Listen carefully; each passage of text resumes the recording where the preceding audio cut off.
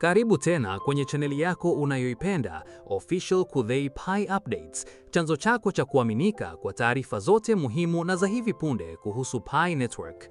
Leo tunakuletea taarifa kubwa na ya kusisimua kutoka kwa Pi Core Team, ambapo waanzilishi wa Pi Network, Dr. Changdao Fan na Dr. Nicholas Kokalis wanashiriki kama wazungumzaji wakuu katika tukio kubwa la kimataifa la Consensus 2026 linalofanyika Miami, likihusisha zaidi ya washiriki 20,000 waliohudhuria ana kwa ana.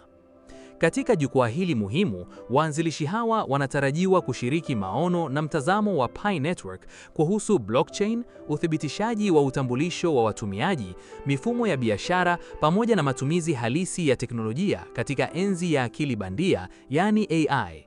Hii inaonyesha wazi kuwa Pi Network inaendelea kujikita si tu katika sarafu ya kidijitali, bali pia katika kujenga mfumo kamili unaoweza kuleta matumizi halisi duniani.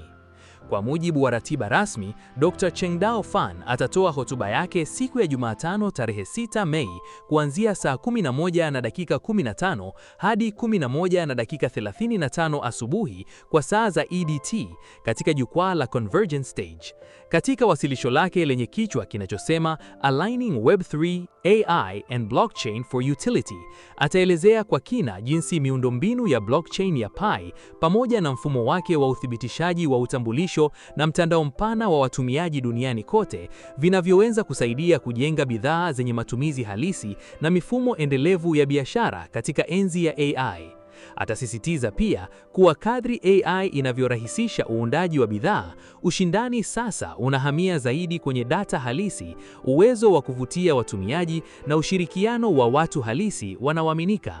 Katika upande mwingine, Dr. Nicholas Kokalis atashiriki katika mjadala maalum siku ya Alhamisi tarehe 7 Mei kuanzia saa 10:15 hadi 10:45 asubuhi kwa saa za EDT, pia katika jukwaa hilo hilo la Convergence Stage.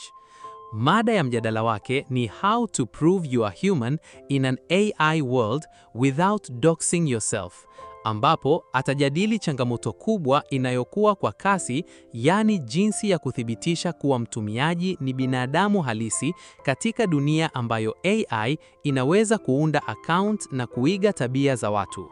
Ataeleza jinsi mfumo wa KYC wa Pi Network ulivyojengwa kwa kiwango cha kimataifa ili kutoa suluhisho la uhakika la uthibitishaji wa utambulisho bila kuhatarisha faragha ya mtumiaji, jambo ambalo ni muhimu sana kwa mifumo ya blockchain, masoko ya kidijitali na matumizi mapya ya teknolojia ya AI. Kwa ujumla, ujumbe mkubwa unaotolewa na Pi Core Team katika tukio hili ni kwamba tokeni za crypto hazipaswi kuonekana kama njia ya kutoka au kupata faida ya haraka, bali kama zana muhimu za kujenga ukuaji endelevu na matumizi halisi katika maisha ya kila siku.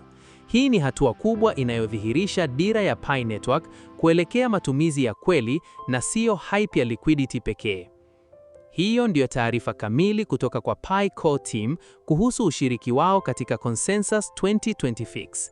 Kwa kifupi, Pi Network inaendelea kujijenga kama mradi unaolenga matumizi halisi, uthibitishaji wa utambulisho wa kuaminika na kuendana na kasi ya maendeleo ya AI duniani.